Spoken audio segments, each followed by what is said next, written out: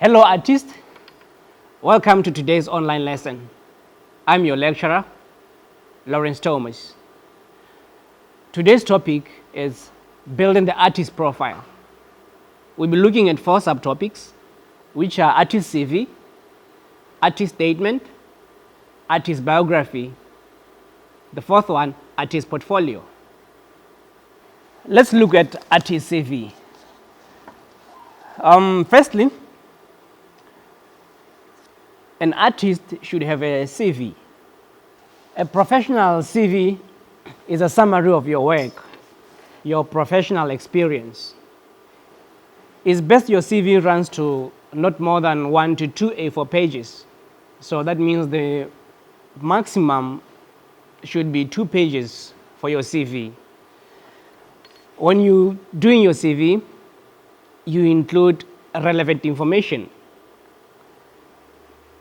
For example, if you have won a major awards for your art practice, there is no need to also include that while you won a higher school hardworking award. In other words, what I'm saying is that you are going to be selective. Let's say, for instance, you won an award, an art award at primary school, and then you won the other one at tertiary or probably at high school. In your CV, you have to select the best one, which is the one at tertiary level. You don't talk about the one at the primary level. That's how your CV should be. Now, there are things that you'll be looking at when you're doing your CV. Your CV should include, number 1, education. Include relevant qualification of your study. Where you studied your primary, your secondary school, and your tertiary. Number 2, employment. Your previous employment or current. That's what you should also include in your CV. Also, when you're stating where you have worked before, write the responsibilities, what you were doing or what your roles were in that company or organization or where you were employed.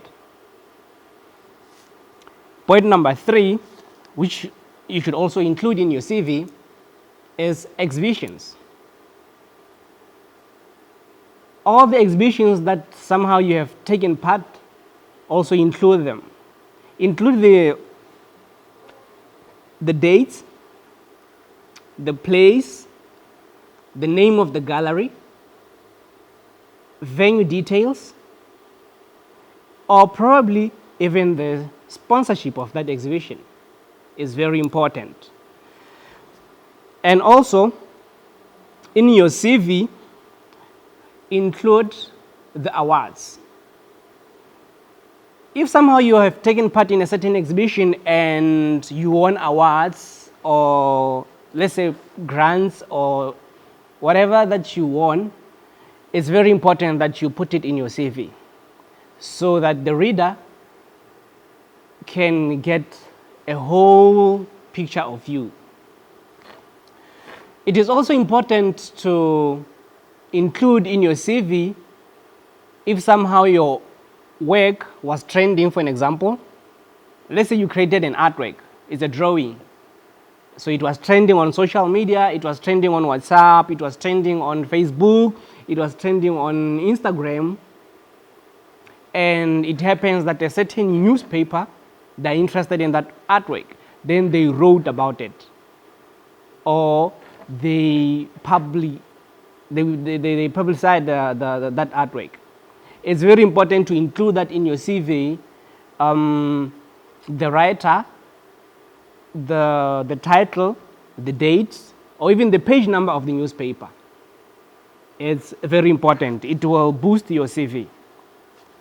Last but not least, collaborative projects. Include that in your CV as well.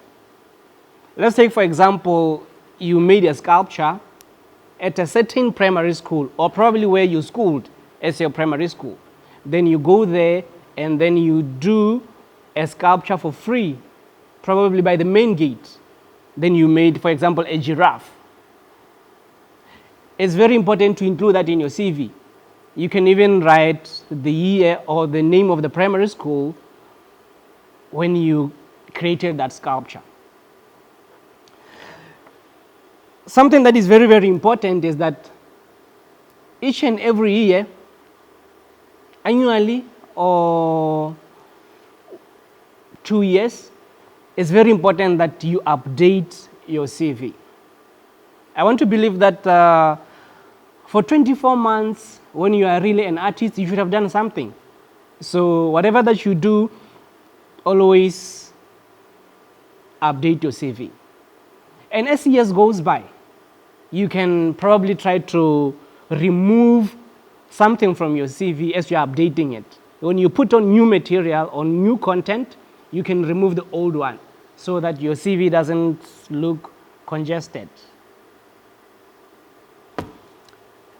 That's it about the CV.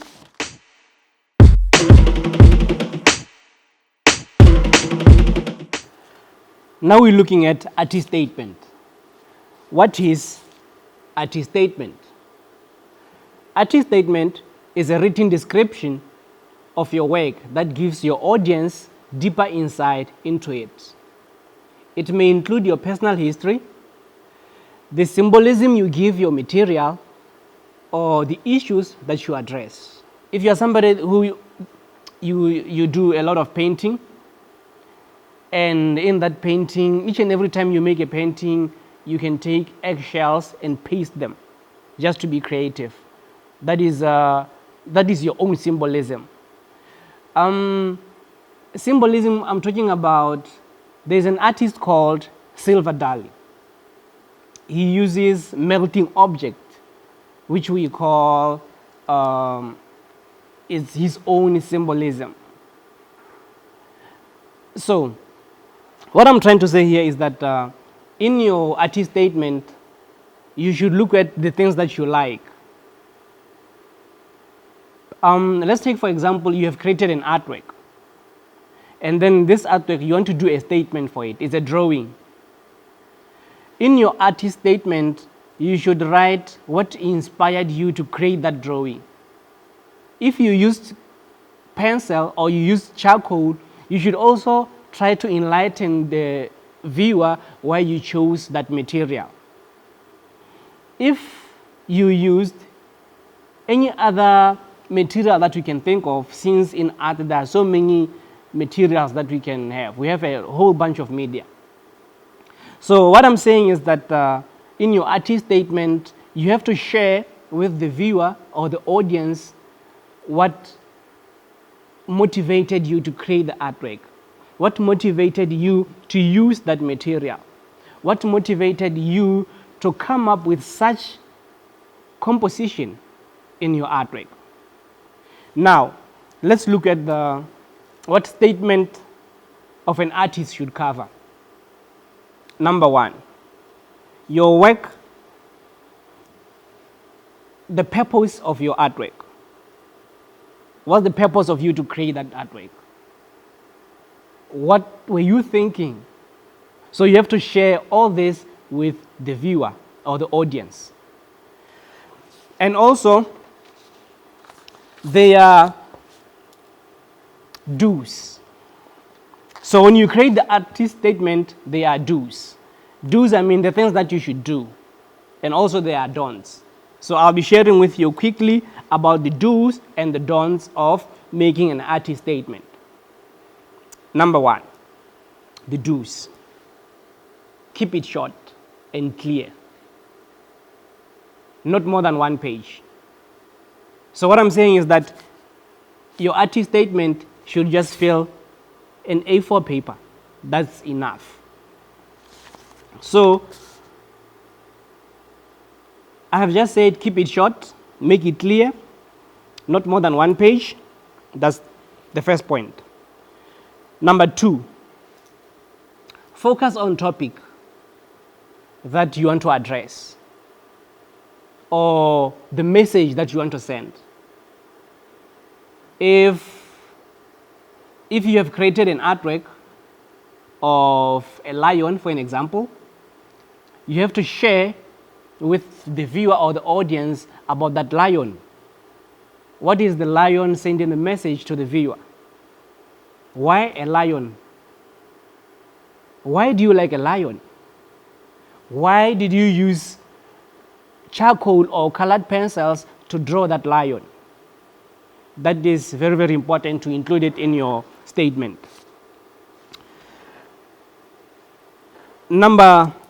The third point. Rewrite your statement every time you complete a new body of artwork. So each and every artwork you create, it should have a statement. A statement is not only for, let's say, you have created 5 artworks. You don't just do one statement, then you think this statement covers all these artworks. No. Each and every artwork that you have created, it should have a statement. Like I have just given you an example. You have created 5 artworks. So you should have 5 statements, meaning that each and every artwork should have its own artist statement. So that is that. I have shared the do's for the artist statement. Now let's look at the don'ts. What you shouldn't do when you create a statement. Point number 1.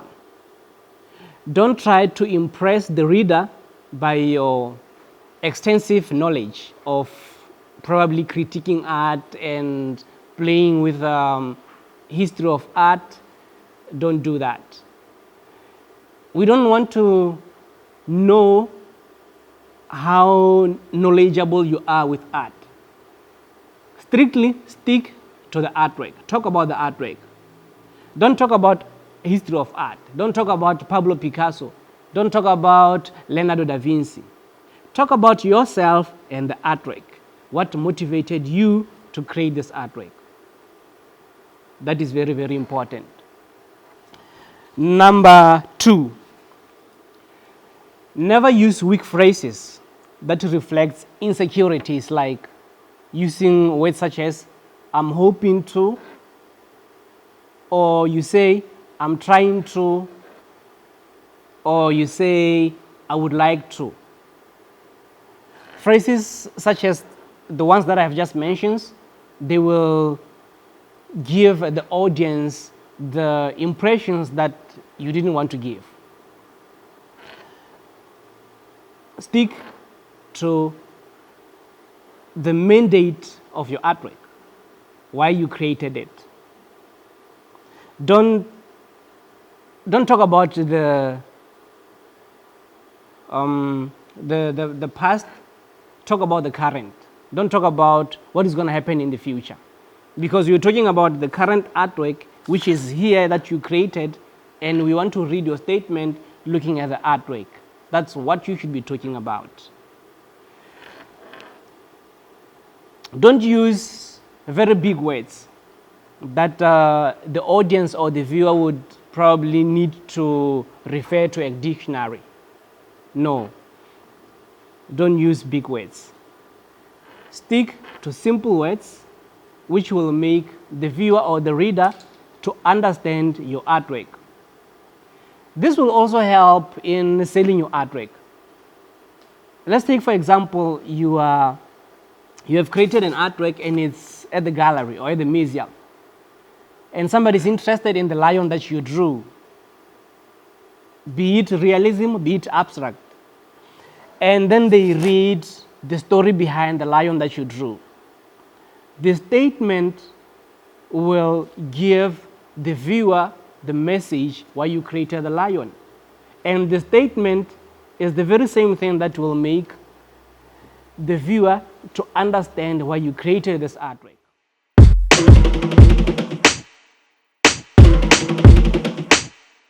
Number 3, artist bio. Your artist bio is a short biography that tells who you are, what you do. It is basically your resume in a paragraph form. Your bio will also give a little bit of your history, your background, your where you have schooled or where you have worked. And a bio will usually be necessary in any publication. Let's take, for instance, you have created an artwork and a certain website want to use it, or a certain magazine or newspaper, they want to use that artwork in their magazine. They will need a biography that is all about you. That biography will accompany your artwork. If it's a website, normally you will see that they have put a portrait picture of someone. For instance, if it's biography for Nelson Mandela, they will put a picture of Nelson Mandela, and then next to him, they will write his biography. That's an example of a biography. So what I'm saying here is that your biography is about you. It's about how you have been living your life, like from schooling to working in a period of time. And also, your biography should be not more than 1 page, an A4 page. It should be very brief and straight to the point. There is something important about the biography. Biography should be updated as well, once or twice a year. You don't just do a biography now, then leave all these other coming years, 3, 4, 5 years to come, and then you leave it like that. Annually or twice a year, you can keep on updating your biography. The other important thing about biography is that it helps you to, like, you may need different bios for different professional activities. Let's say you are invited to give a speech at a certain event, maybe at prize giving at a primary school. The biography that you are going to give is for primary students. They should understand the language that is used there. But if you are invited to give a speech at a tertiary level, the biography about you should be the ones that it's for tertiary students, like in terms of using jargons or these bombastic words. So what I'm saying here is that the biography can change in certain levels or in certain activities, looking at the audience, who your audience are. As I have already said, if your audience are small kids, your biography should be very simple. They should know that you are an artist and you do sculpture, you do painting, just for an example. But if you go in for tertiary students or you go in for a certain organization where it's only adults, then your biography will differ from the one that you have given the primary students. That was just an example. So my point of view is that biography should target the audience as well. That was all about the biography.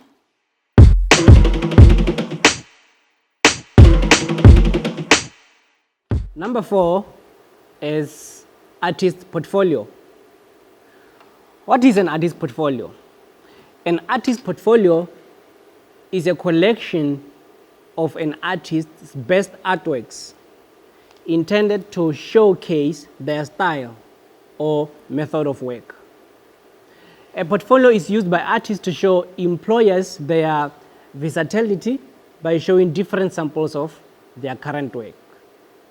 If you want to make a portfolio of your artworks, let's say you are an artist who is specialized in drawing, the best thing to do, you're going to take photos of your drawings and arrange them in an A4 paper, and then print it, and then you bind those documents, be it 2 to 3, 4, 5 pages. All those pages will be collecting all your drawings. That is basically a portfolio. Now, why is a portfolio important to you as an artist? It's important because you have to show people your work. You have to show people, the viewers or the audience, the work that you have been doing. And also it will show the improvement during your period as an artist, provided you will be sharing you'll be putting credit line on those artworks in your document. So I'm still talking about how important a portfolio is to you as an artist. Firstly, it can help you to get a job. Let's take, for instance, you want to apply to a media company as an illustrator, which is basically you'll be doing lots of drawing. They need your portfolio. They need to see your capabilities as an artist or your capabilities as a drawing artist, what you can do and how far you are creative. Now, we also look at the arrangement of your portfolio. It's very important. This paper, the A4, is in a landscape format and then portrait format. So the way you are going to arrange your portfolio, also you'll be considering the fact that your artworks can be either vertical or horizontal, looking at how you have arranged the paper format so that it can be, it looks presentable, it looks very smart. That's what I'm talking about. And then the other thing, when you create your portfolio that you have to take into consideration is to label your artworks. The date, the period, and the name of the artwork. That should be included in your portfolio. You can also share just a sentence, just beneath the artwork. You can just share a sentence, 2 or 1 sentence about that artwork. The other important thing that you should consider when you make a portfolio is that you can share 15 artworks or less. Don't make the portfolio contain lots of artworks. 15 will be the maximum of artworks that you can include in the portfolio. That way, your portfolio will be short and brief. You don't have to, if you're an artist who has been working hard and you have 50 artworks, you don't have to put all of them in the portfolio. Just choose the best 15. It will make your portfolio short and brief to the point. And the other point is that when you create your artwork, when you create your portfolio, artworks such as drawings, paintings, and collage or photography, they should be printed and neatly arranged in a presentable way, so that whosoever who is going through your portfolio can be interested in going through pages. Imagine, let me just give you a simple example. If you are making a portfolio, when somebody opens a portfolio, they see that the artworks you have shared, the arrangement is not nice, and then the artworks are not clear. That will make somebody who goes through your portfolio to even close it immediately and not be interested to go through the pages. That's what I'm trying to say. So my point is that when you create your portfolio, it should attract the viewer or the reader, so that the person can go on and on and on and be interested in going through your artworks. There's more about the portfolio. The other thing which is very important is that if you have oversized sculpture pieces or oversized photos, which are very big, now that's where portfolio fills in, because you're going to take, let's take for an example, you have a very big sculpture of an elephant that is somewhere around the town or around the village. You're going to take a photo of that sculpture and then you print it and put it in your portfolio. So what I'm trying to say is that a portfolio is very important because it contains a couple of your best artworks, which can sell your arts or which can sell you as an artist. And then lastly, the portfolio is important during exhibitions or at the museum or at the gallery. When you have exhibited your artwork, and then just beneath your artwork there is a portfolio, it can attract somebody to buy your artwork. Remember that it takes more than producing good artwork to become a successful professional artist. So that means a portfolio will help you to sell you as an artist. A portfolio will help you to sell your artworks. And the other important in this part is that an artist should have a business card, which entails your names or your company and then contact numbers, so that each and every time when you are at the exhibition, you can share this with the viewers or the audience, so that when they need you in the future for business, they know how to contact you. That's all about the portfolio.